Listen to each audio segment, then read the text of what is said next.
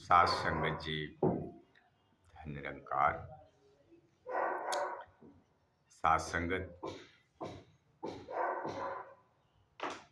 बिना भक्ति का जीवन नीरस होता है। जैसे समय से हम नहा लेते हैं, कपड़े को हम चेंज कर देते हैं, स्वच्छता और ताजगी आ जाती है। उसी तरह ये भक्ति है। हम भक्ति करते हैं, भक्ति को सोचकर हम भक्ति करते हैं। यह तन में भी उसी तरह ऊर्जा मिलती रहती है। जब तक हम भक्ति यह नहीं करते हैं ईश्वर की तरफ, यह हमारा सोच नहीं रहता है, तब तक मन मलिनता रहती है। इस मलिनता के लिए हमें भक्ति आवश्यक है। अगर भक्ति है तभी हमारा सुखमय होता है, तन मन धन यह सुस्त रहता है।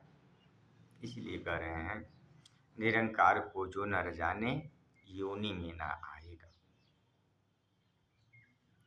इसे हम निरंकार को अगर हम बोध कर लिए, इस निरंकार को जान लिए,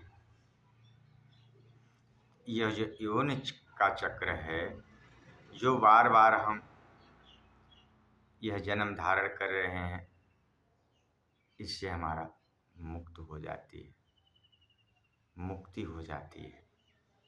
ये आवागमन से, बंधन से छुटकारा मिल जाता है। इसलिए आप भक्ति करते हैं, ईश्वर को नाम ले रहे हैं, समझ रहे हैं कि ये हमारा आवागमन का चक्कर समाप्त हो जाए।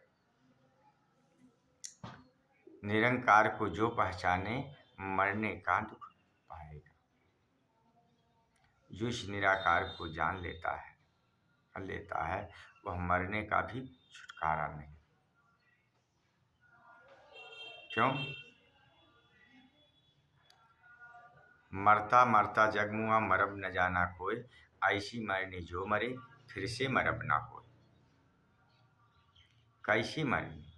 ऐसी मरनी जो ज्ञान के तहत दर्शाया गया। जो ज्ञानी महापुरुष है तो समझ रहे हैं कि तन मन धन ये तीनों सदगुरु के दे दिए। जब हम हार गए तो शेष बचा क्या? ये निराकार बचा।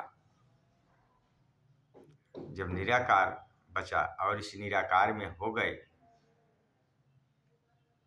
तो फिर तो हम जीते जी ही मर गए। जो ऐसी मरनी जो मरे फिर से मरब ना हो। इसीलिए संत महात्माओं ने कहा है, गुरु के दर पे मरो। और इस ज्ञान के तहत जो एक बार मर जाता है वो कभी नहीं मरता है। क्यों? यह निराकार भी कभी नहीं मरेगा, कभी हटेगा नहीं, कभी कटेगा। क्योंकि जब यह निराकार भी नहीं मरेगा, न हटेगा न कटेगा, तो आत्मा भी तो उसी के है। इसे जिसे जीते जी जिसको बोध हो जाता है, ज्ञान हो जाता है, जो इसे देख लेता है गुरु के निगाह के द्वारा, फिर वह जन्म मरण का गेड़ छूट जाता है। इसीलिए कहे, मरता मरता जगमुआ मरब न जाना कोई, ऐसी मरनी जो मरे फिर से मरब ना हो। मरता वो है जो जानता नहीं, क्योंकि उसके पास वही बीज है तो वही बोएगा। जिसके पास जो बीज होता है वो बोता है। संत महात्माओं के पास वो चीज है, वो बीज है कि मैं ना मरी हूँ, मरी हो संसार। क्योंकि संसार यही ढोता है, यही जानता है इसीलिए कहे गुरु मिले हर मेला होई। तो साथ संगत जी, निरंकार को जो नर जाने सुख में ही बस जाएगा। सुख सुख कहाँ है? कोई सुखिया नहीं, दुखिया है कुल संसार। जिससे बनाया, जिसे तू सुख सोच रहा, वही तेरे दुख का कारण बन जाता है। तो दुख और सुख, तो सारा संसार सुख के ही चक्कर में परेशान है, लेकिन सुख में दुख है।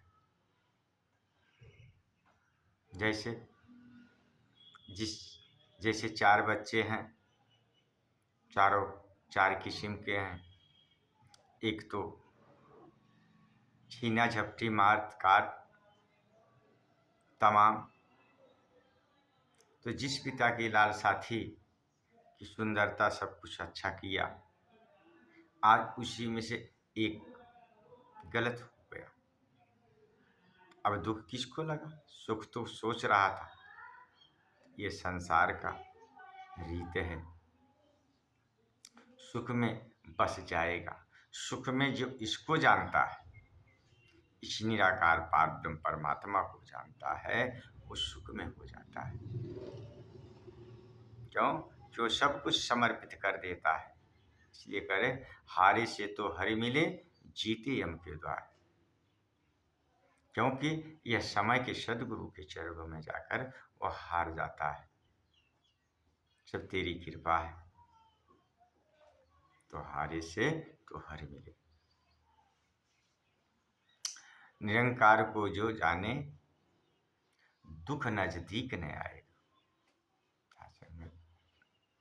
इस निराकार पारब्रह्म परमात्मा को जो जान लेता है, दुख नजदीक न आएगा। क्यों? यह दुख उसे ही आता है जो दुख को बार बार एहसास करता है, जो इस परमात्मा को सुख दुख उसको समझ लेता है कि तेरी कृपा से होता, तेरी ही कृपा से सब हो रहा है, तो उसके नज़दीक दुख नहीं आता है, क्योंकि उसको समर्पित कर देता है। जैसे कोई कार्य होता, हम कहते हैं ठीक है चलो घर, हम समझते हैं या पिता जी को बताएंगे, जैसे उनकी अनुमति होगी। यह परम पिता परमात्मा है। जब हम इसको समर्पित कर देते हैं तो इसलिए दुख नजदीक आएगा। यह औषधि है। जब हम इसको जाप करते हैं जानकर सदगुरु के द्वारा, गुरु वाक्यम मोक्ष मूलम गुरु कृपा, जो साकार से जो हमें मंत्र मिलता है वह महामंत्र होता है। जब हम तुही निरंकार मैं तेरी शरण मैनू बख्श लो, ऐसा यह महामंत्र है कि जिससे सारा दुख कलेश हमारा दूर होता है। इसी का समय के सदगुरु भगवान राम से जपत निरंतर हनुमत पीरा, इसी निराकार की जाप करते रहते थे। श्री राम सारे कार्य सिद्ध कर डाले। हनुमान जी हो गए। निरंकार को जो नर जाने, भय से मिट जाता है।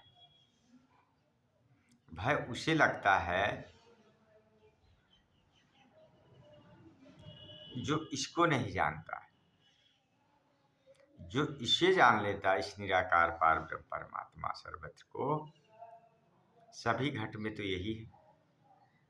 जब यह सब घट में बसा है तो हमें डर किस बात की है? क्योंकि वो दृष्टि होता है। जब इसका नाम लेकर सुमिरन कर देता है, सारी समस्याएं हल हो जाती। बड़ी बड़ी सी समस्याओं हल हुई। साथ संगत जी, सतगुरु के बिना जीवन अधूरा है। और जब तक हमें सतगुरु नहीं इस जीवन में मिलेंगे, तब तक यह आत्मा भटकती रहेगी।